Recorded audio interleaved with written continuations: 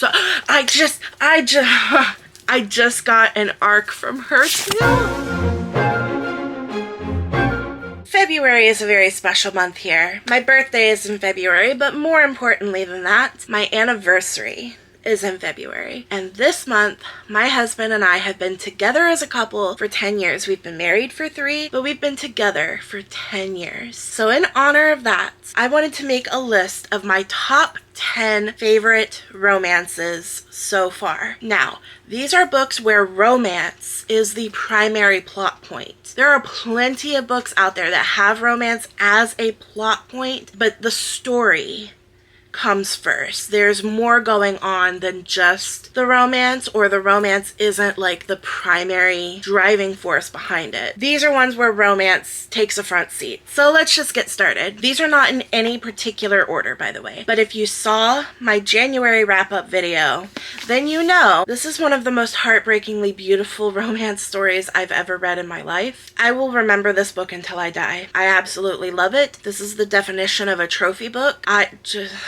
Just yes. It is so beautiful. If male mail is your thing, then please read this one because it is so beautiful, so genius, so yes, so everything. It's so good. 1,000 Boy Kisses. I know that some people out there don't like this book, and a lot of people think that it's too YA, it's too young. For me, at the end of this book, I feel like if you have experienced that kind of love, that just deep connection with someone, and I read this shortly after my husband and I got married, so maybe I was still just like super lovey and emotional, but I was sobbing at the end of this, staring at the wall, just crying. It's so good.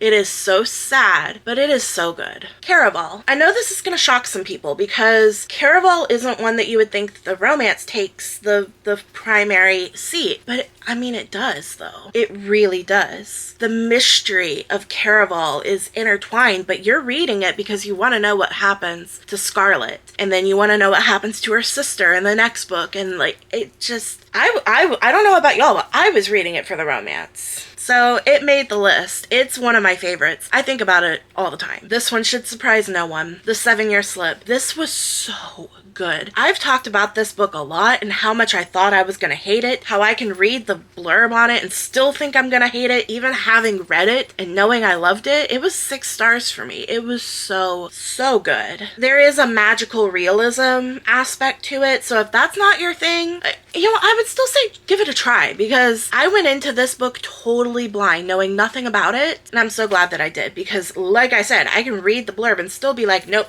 pass, not for me. It's not anything I would ever like, and I loved it. So please give it a chance because it's worth it. Unforgettable Yours by Tessa Bailey. This one was spicy. This one was cute. I go back and forth on Tessa Bailey. Some of her stuff has really been like, get the hell away from me. You on the other side of the room. Now go away.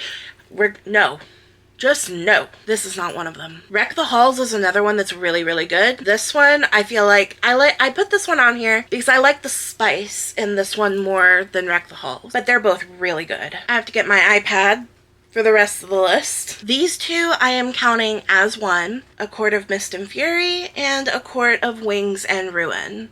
You can't have one without the other. I was a disaster. I was an emotional disaster at the end of this one. I was still an emotional disaster at the end of this one. And maybe I just feel so strongly about them because I read them during the pandemic. My husband and I were separated on 2 different continents for almost 2 years during the pandemic. No end in sight. Had no idea when we were going to be able to see each other again, if we were going to be able to see each other again. And there definitely is a long distance aspect in these books, so yeah, it hit me hard, but they're still so worth it. There is a reason that the ACOTAR fandom is as feral as we are. I will say some people definitely take it too far. I am not one of those, but there's a reason that the fandom is what it is, because these books, and unfortunately, yes, you do have to read, where is it? It's right there. You do have to read ACOTAR, A Court of Thorns and Roses, to get to these, but they're so worth it.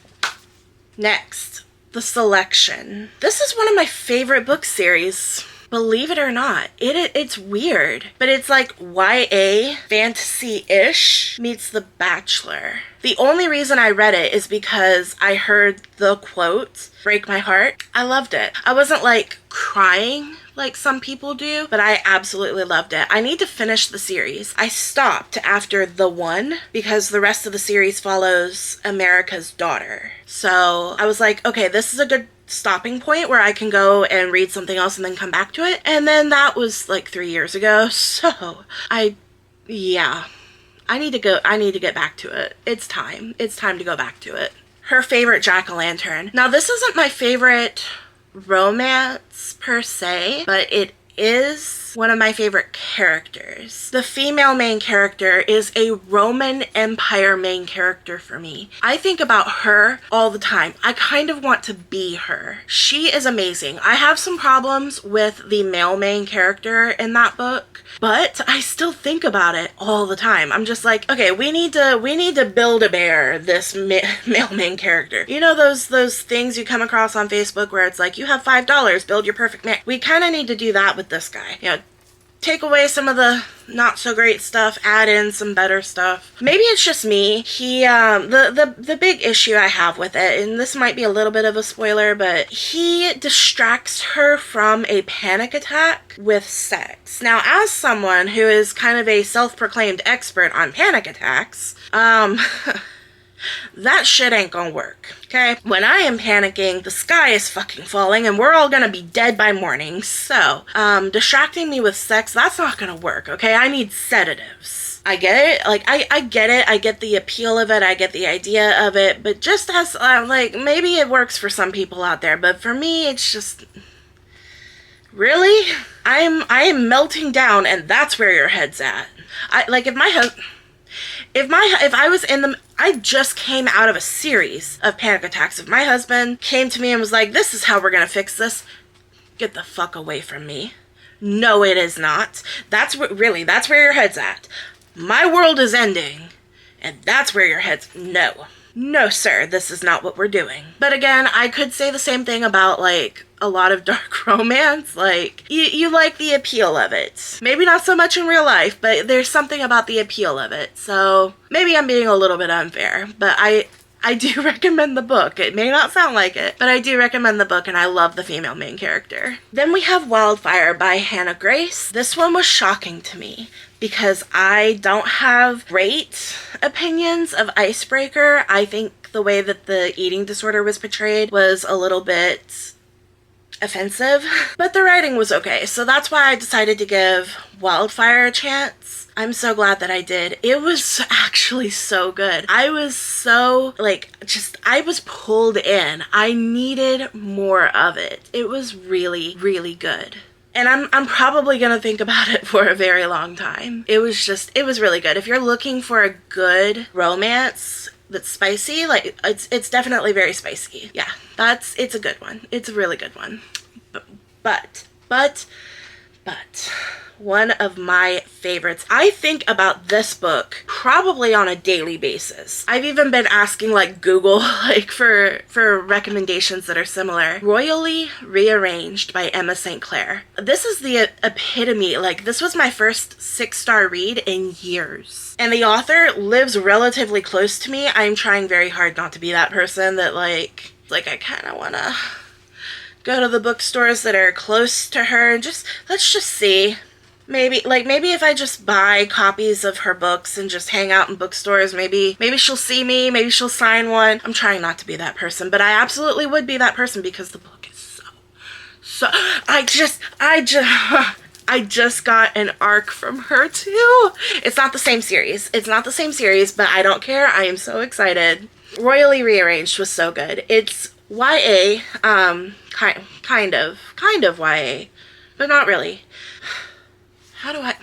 There's no explicit spicy scenes, let's put it that way. It's just really good. It had me giggling and kicking my feet, and I think about it every single day because I'm like, I loved it so much. I want more books like this. I wish she would write more in the same series, same setting. It was It was just so good. It's a Regency romance, modern day. Like, they have cell phones. They have like they talk about like Harry and Meghan and William and Kate. And it's modern, so it's interesting. It's an interesting take on it, and it's so good. It's so cute and so perfect, and I just loved every second of it. It was a wonderful reading experience. Now, I do have some honorable mentions. I feel like these were worthy of the list as well, but since I said I was only doing 10, these came out as honorable mentions. The Wedding Witch by Erin Sterling. This one was cute. It was spicy. The female main character irritated me a little bit, but I still loved it. I loved the mystery behind it. I loved